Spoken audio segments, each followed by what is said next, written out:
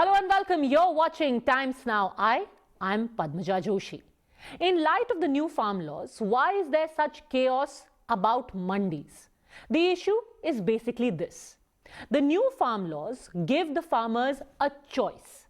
Continue to sell in the APMC mandis, where they can get the government-determined MSP, or try and get a better price for their produce in the open market.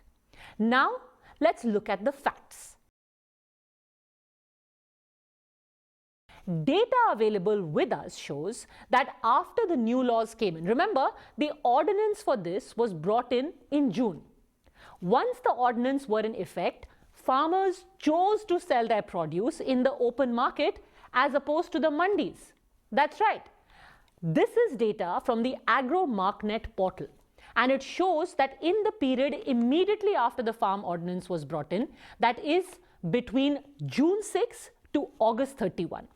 In that quarter, mandi arrivals, that is arrivals of crops in the APMC mandis, went down dramatically. This fall was as much as 49% for fruits, 57% for vegetables, and 45% for grains. I want you to take a close look at this table.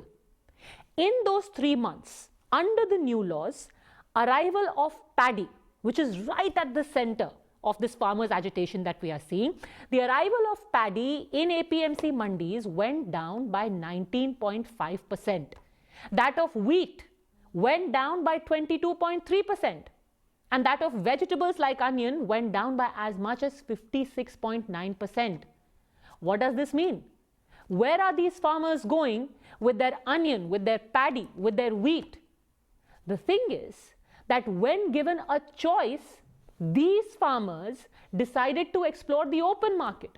Instead of going to the familiar APMC mandis, they said, okay, let's see what prices the market give us. And it's but natural they got a better price in the open market, which is why they eventually went and sold there. Now the protesting farmers are being told what? That APMC mandis is the only safe place for you. And if you go in the open market, you will be looted. Tell me a commonsensical question. If a farmer is being looted, if he is getting a bad price in the open market, then why did 40.8% of urad dal farmers suddenly say after the new laws came in that I'm going to sell outside, not in the APMC mandi? This is in comparison to the same period last year. Why did 19.5% of paddy farmers in this quarter say, let's see what price the trader will give me outside? It is because the farmer had a choice. And these farmers chose to sell in the open market. This is not hypothetical about what could happen. This is data for what farmers have done, what they have decided. Why? Because it's more beneficial for them. Think about that. Now comes to the question, why are these farmers choosing the open markets? Because you've heard many people argue, farmers always sold in the open market. There's nothing new in these laws. I'll tell you what the difference is. Earlier, traders needed a mandi license to purchase from farmers in APMCs, and for this the traders had to pay a market fee.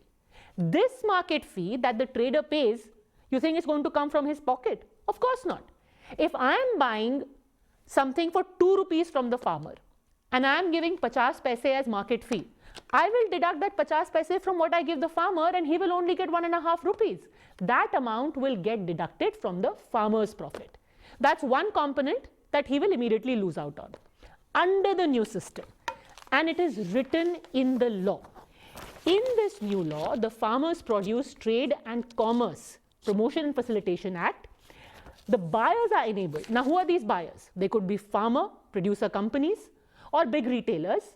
They can directly go and purchase from the farmers outside the regulated mandi without any license. I don't have to buy a license. I don't have to pay a market fee. All I need is a permanent account number.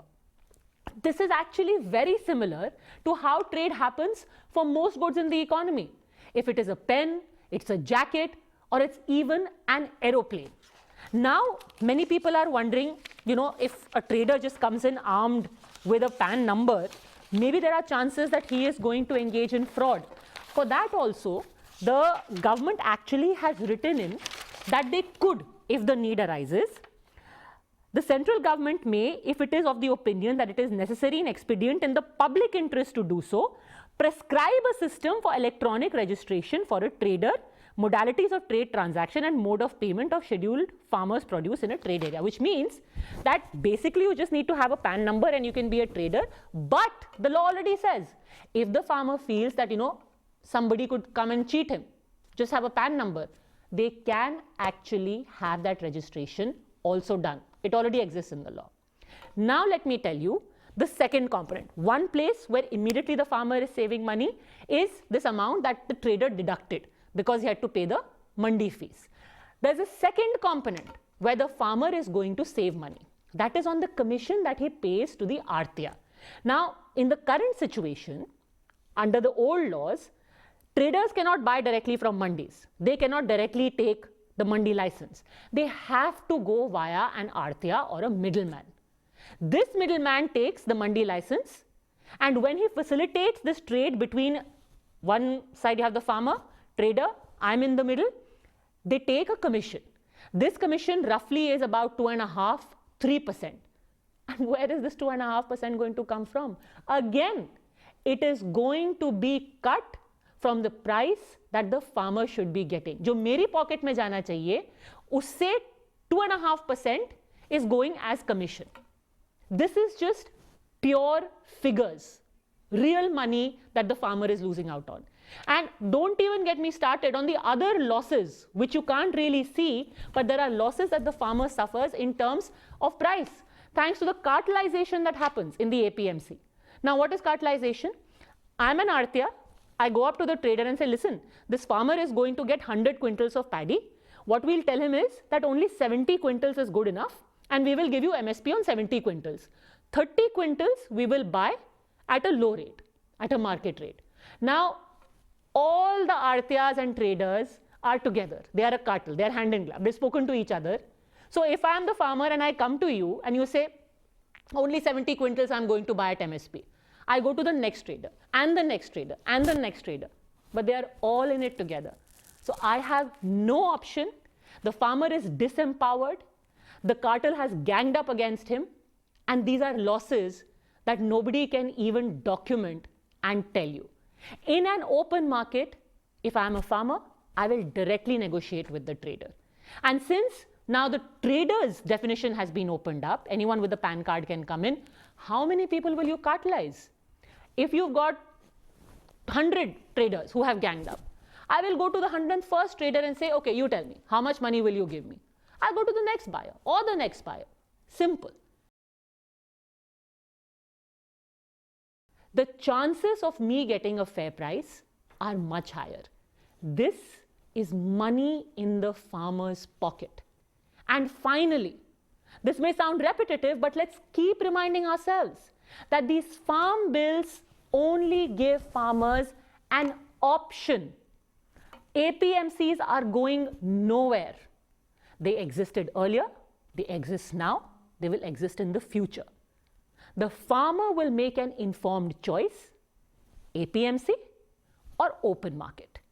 And data now available to us seems to suggest that the farmers have made an informed choice. It will be a process, but let's not undermine the negotiating power and the intelligence of the farmer. At the end of the day, he has worked in his fields. He wants and deserves the best price. So at the end of the day, we don't have to certify whether the APMC in mandi is better or the open market. The important point is that both are available to the farmer. He can choose where he sells based on which gives him a better price. And as these statistics show, that so far farmers are willing and they are taking that leap. If this video helped you understand a little bit about the big brouhaha between the APMC mandi and the open market, don't forget to share it with your friends.